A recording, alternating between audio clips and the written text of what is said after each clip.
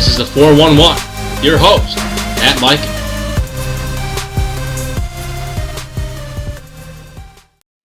Hey, Sport Junkie fans. Welcome to another edition of the 411. I'm your host, Matt Micah.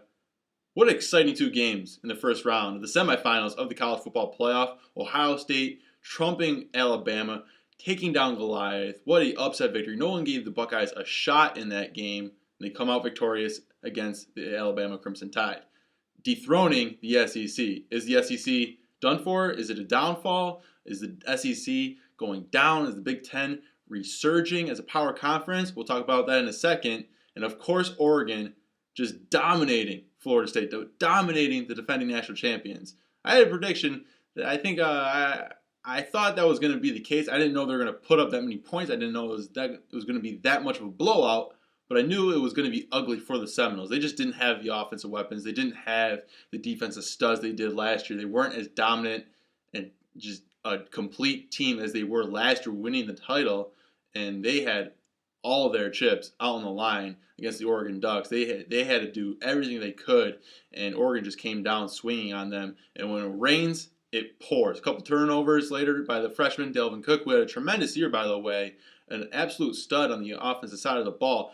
A big power ship for the Florida State Seminoles. He had a couple fumbles, and then Jameis Winston obviously turning the ball over. And you just can't do that against the Oregon Ducks, and they dominated with that, causing turnovers and then capitalizing it with points on the board. So you have to give credit to the Oregon Ducks. They came out with a great game plan, and they just executed very well and got the Seminoles off guard. And obviously the Seminoles, they come back every single week this year. They seem like the Cinderella team, which was funny because they were ranked number 1. They won the title, but they kept on coming back from late game heroics. And it was just one of those games where you just can't do that. You can't put yourself in a hole early on and expect to win against the Oregon Ducks. So, championship is set. Here's the preview. You have the Oregon Ducks versus the Ohio State Buckeyes. Cardell Jones. He has to come back down to earth. He's on cloud 9 right now. He has to come back down to earth. He had a tremendous game, beating Alabama, dethroning the top team in the land, dethroning Nick Saban. He has to come back down to earth for the Ohio State Buckeyes to win this game. They have to get Marcus Mariota off balance as well. So you can't get that Oregon Ducks on a roll. They did a great job getting Blake Sims uncomfortable in the pocket against Alabama. They have to do the exact same with Marcus Mariota. Obviously, it's going to be a lot different against the Heisman Trophy winner.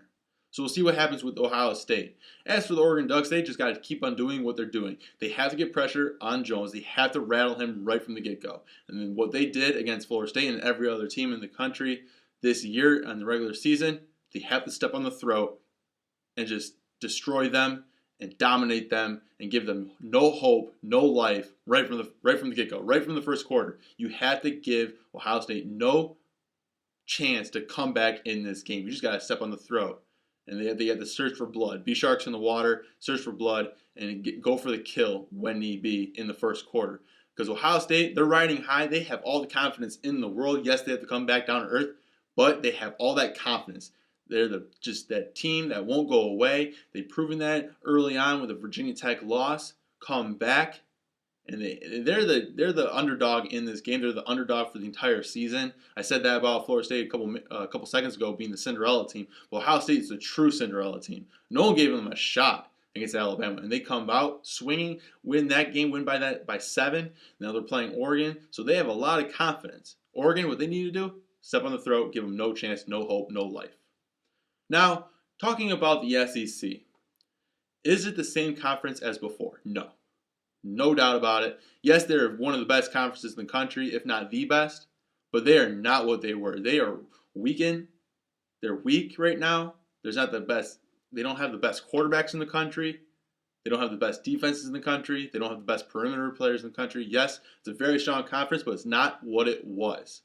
It's weak. It's vulnerable, and the Big Ten's pouncing on it. The Harbaugh signing for Michigan is a tremendous boost for the Big Ten. Michigan needed that. They needed that huge. The Big Ten needed that. And the same with the bowl games. All these bowl wins by Big Ten teams are huge for the Big Ten. They're making a statement saying, yeah, we're back. we're back what we used to be. We are a conference to be reckoned with. We are a conference to be recognized. We should be appreciated, and we're the best conference in the land. And the Big Ten and the SEC should battle it out. And that's a tremendous victory for the Big Ten.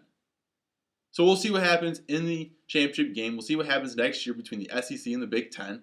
It's going to be battling it out for the best conference in the country, for the best teams in the country, for the best recruits in the country, and see where they end up and see where the chips fall.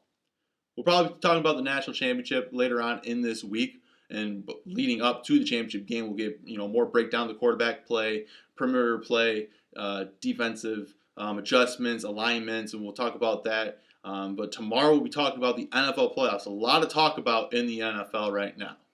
I'm Matt Mike on the 411. Catch you tomorrow.